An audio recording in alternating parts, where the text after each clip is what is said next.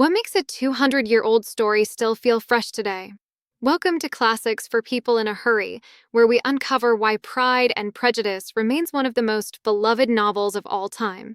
It's not just a romance, it's a timeless exploration of growth, relationships, and societal truths. Let's dive into Austen's world. The story of Pride and Prejudice begins like a perfectly staged play, with the Bennet family taking center stage. Imagine this: a cozy English village, a modest estate, and the lively chaos of a household with 5 unmarried daughters. Right away, we're thrown into the heart of the plot: marriage. But here's the twist: marriage isn't just about love or romance, it's about survival. So, when news spreads that the wealthy and eligible Mr. Bingley has rented nearby Netherfield Park, Mrs. Bennet springs into action. To her, Bingley isn't just a charming young man, he's the answer to her family's precarious future. Why such urgency? It all comes down to the harsh realities of inheritance laws. In Austen's time, property didn't pass to daughters, it went to the nearest male heir. For the Bennet family, that heir is Mr. Collins, a distant cousin. Think about it. Everything: the house, the land, their entire financial security could be taken away the moment Mr. Bennet dies. So, Mrs. Bennet's matchmaking isn't just meddlesome, it's her version of disaster planning. Now add another layer. Women in this era had no careers, no independent financial paths. Marriage was their only option for security. Courtship wasn't just a romantic dance, it was an economic strategy with life-altering stakes. Austen highlights this pressure with razor-sharp humor, transforming a grim reality into something laugh-out-loud funny. Take Mrs. Bennet, for instance. Her desperation is almost comical, but it's rooted in real concern. When Mr. Bingley delays visiting their home, she panics. And when Jane finally gets invited to Netherfield, Mrs. Bennet insists she ride horseback, knowing rain is coming, just to guarantee Jane stays overnight. It's as transparent as a sitcom plot, yet it works. And just when you think you know the players, enter Mr. Darcy. He's rich, handsome, and, let's be honest, arrogant. Darcy's pride is palpable, and his immediate disdain for the Bennet family sets the stage for the tension that defines the story. But then there's Elizabeth Bennet, sharp, witty, and unapologetically herself. She's the perfect foil for Darcy's haughty demeanor, and their sparring at the ball isn't just entertaining, it's the spark of a deeper, more meaningful dynamic. What makes these characters so magnetic is how they reflect the societal tug-of-war of Austen's time. Darcy embodies the rigidity of class structure, while Elizabeth challenges it with her intelligence and independence. Their verbal duels are more than romantic tension, they're a battle of ideas in a changing world. And let's not overlook the supporting cast. Miss Bingley, with her cutting remarks and relentless snobbery, perfectly captures the pettiness of clinging to social status. She's a masterclass in passive aggression, adding another layer of intrigue to the Bennet sisters' journey. Let's talk about the disruptors, the characters who don't just nudge the story forward, but flip it on its head, turning Pride and Prejudice into a sharp exploration of human behavior and social norms. First, we have Mr. Collins. He's not just a character, he's a caricature, almost absurd in his self-importance.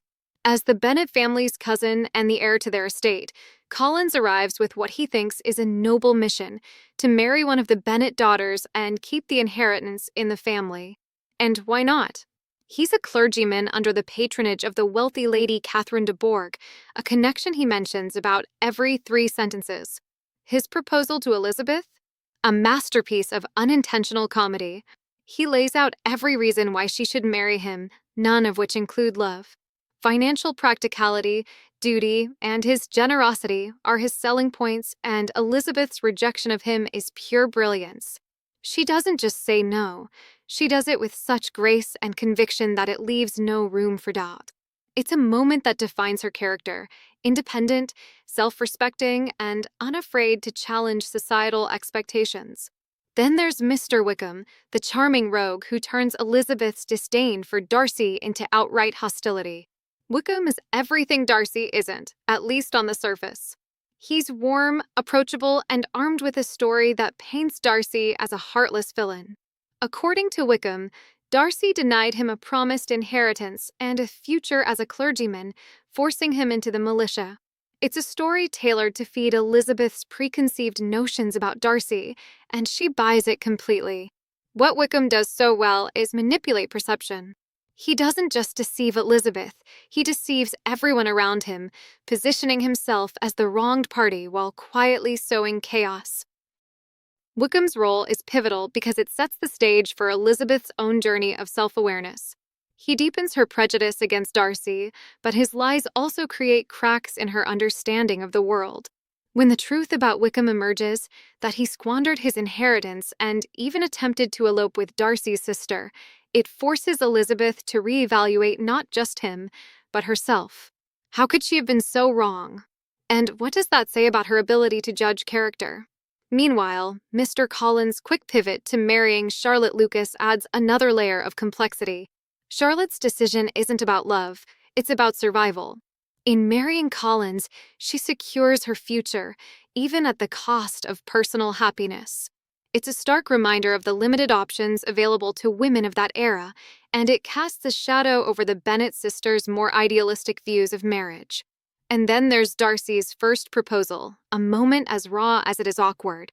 Darcy declares his love for Elizabeth, but his delivery is riddled with arrogance. He lists all the reasons their union is unthinkable, her family's lower status, her embarrassing relatives, before confessing he can't help himself. Elizabeth's rejection is as cutting as it is justified. She doesn't just turn him down, she dismantles his entire worldview, forcing him to confront his own flaws. What follows is the turning point of the story. Darcy's letter to Elizabeth reveals the truth about Wickham and his own role in separating Jane and Bingley. It's a moment of vulnerability that shifts the narrative. Suddenly, Darcy isn't just the proud aristocrat, he's a man grappling with his mistakes, trying to make amends. And then comes Lydia's scandal, her elopement with Wickham, a disaster that could ruin the Bennet family's reputation. This is where Darcy's transformation becomes undeniable. Quietly, without seeking credit, he intervenes. He tracks down Wickham, negotiates a settlement, and ensures Lydia's marriage to salvage her honor. Darcy doesn't do this for recognition. He does it because it's the right thing to do, a stark contrast to the man we met at the beginning.